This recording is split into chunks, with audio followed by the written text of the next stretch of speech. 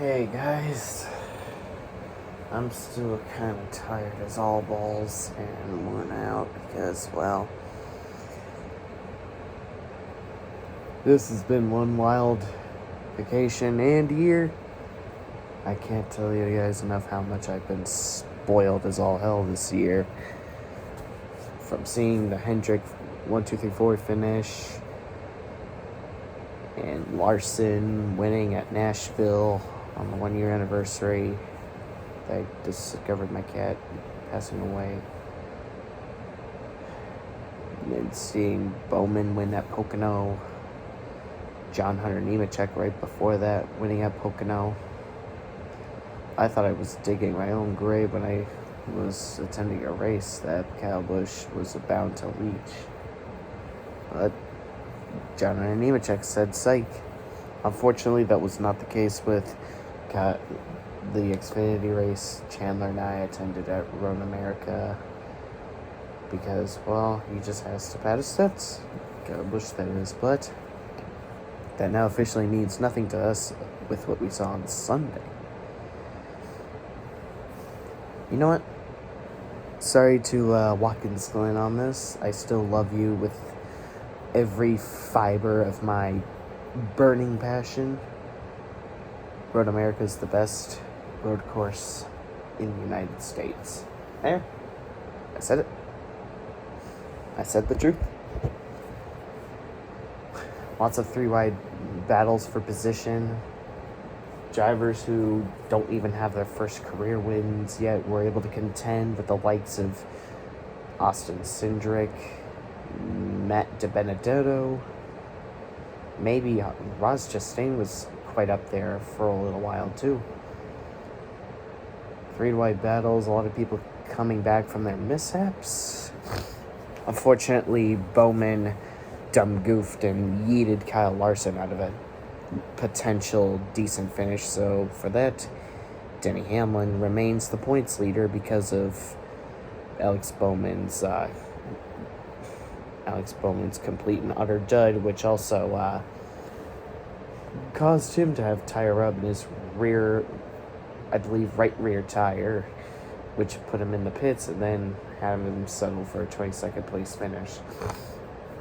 William Byron also horribly locked up in turn 5 as well, which plummeted him back into the 33rd position, which does kind of suck because he was on pole position and led a fair amount of laps only to plummet down to the 33rd position. But hey, he still has his mojo, make no bones about it.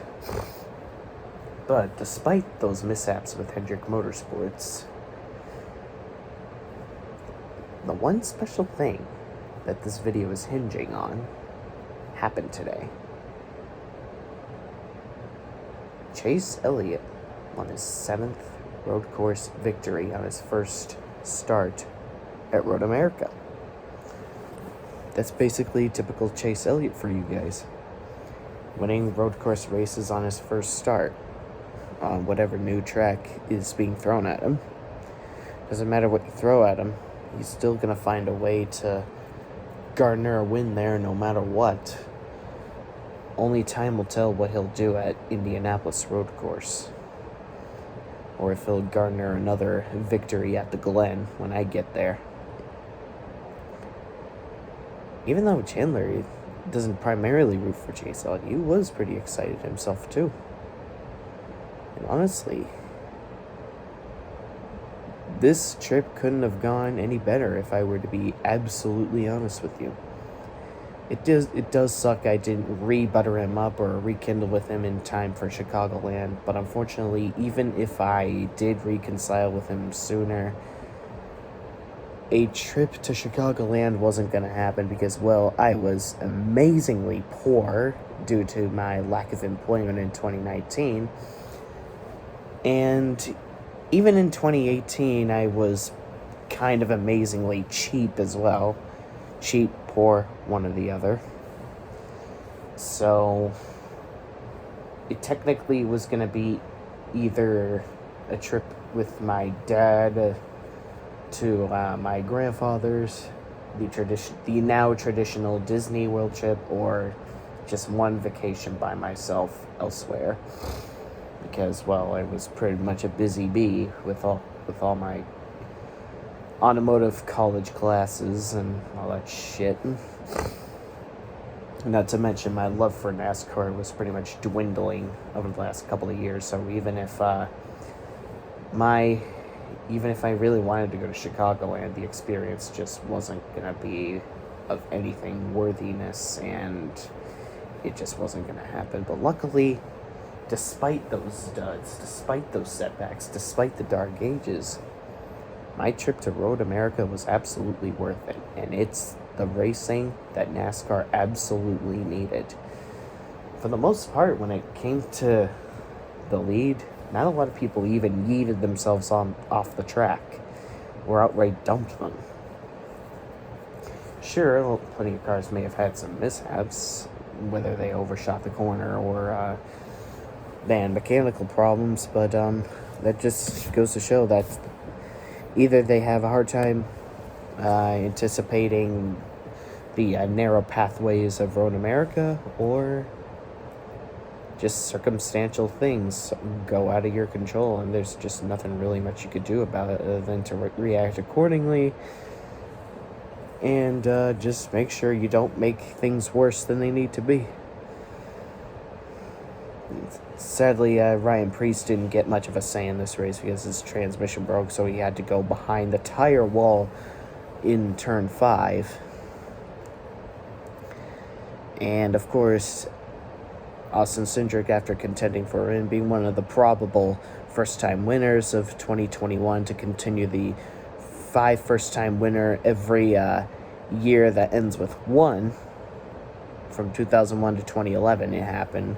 So far, we're 2 out of 5, as I kept saying ad nauseum. And both Preece and Austin Cindric were yeeted out because of mechanical problems. Daniel Suarez doing Ty Gibbs things on the hill.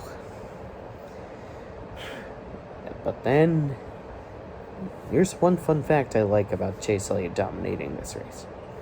He led an upwards of 24 laps. 24 laps on his 7th road course victory.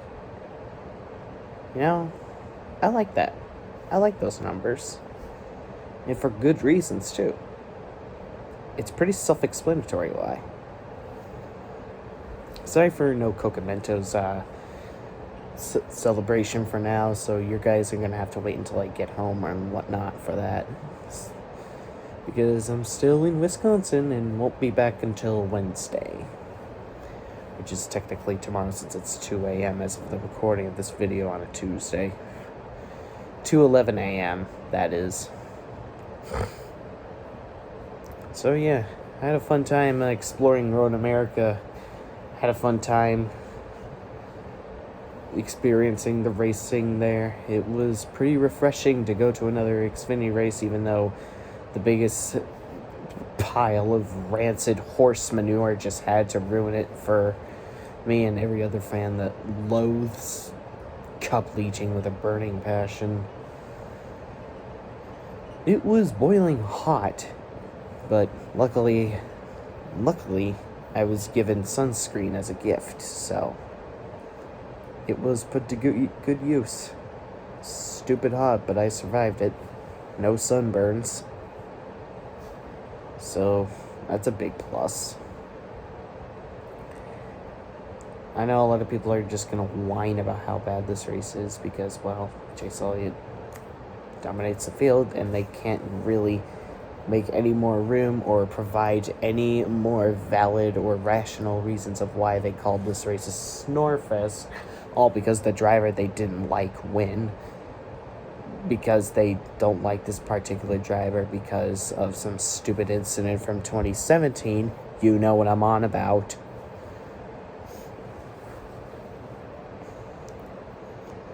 So yeah, great race.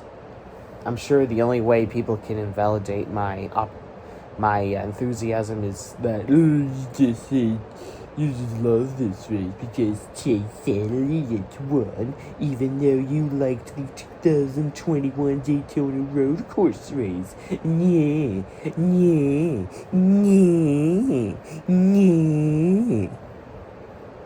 Never mind that I also liked the Xfinity race at Road America. Kiss my ass. Kiss my 50 shades of red ass that you give me. Because do you realize how much you chat my ass red when you gimp up your stupidity? Chase Elliott dominating does not make the race any more or less terrible. Deal with it. Domination has been a part of auto racing and sports in general since the beginning of time. This is no different. Get over it. So with all that said and done, he now has one more road course victory to tie Tony Stewart, 2 more to tie Jeff Gordon. Until then, he remains at the Heavenly 7. He soon shall be the road course king, and there's nothing anyone can do about it other than to watch it unfold. And from this point on, I'm going to enjoy watching the new Hendrick generation unfold their legacies as their legacies continue big in 2021. And I'm loving every nanosecond of this year. Even if there's bumpy moments, I say it's all worth it. It certainly was worth it putting all my money on the airfares to fly over here and bro it out with my old buddy Chandler Carroll. Love you, dude. You are amazing. Thank you so much for this trip.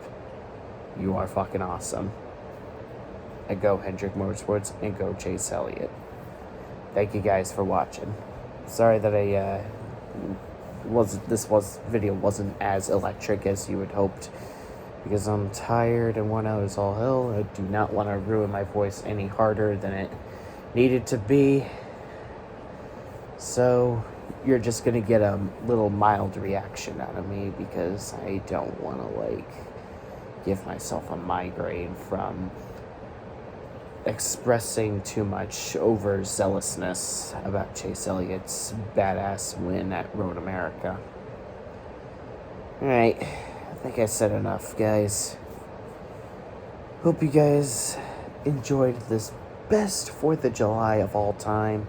I'm certainly proud to be an American in this year, as we should salute not only our soldiers, but also the docs and nurses that worked around the clock to eradicate this coronavirus. And without them, we wouldn't have had these beautiful moments that we're having. I wouldn't have gone to Road America, Pocono, Nashville, Dover, St. Petersburg, Stafford, and Epping. They are the reason why I am having such an awesome year. And to them, I salute. Thank you guys for watching, and have a great Independence holiday.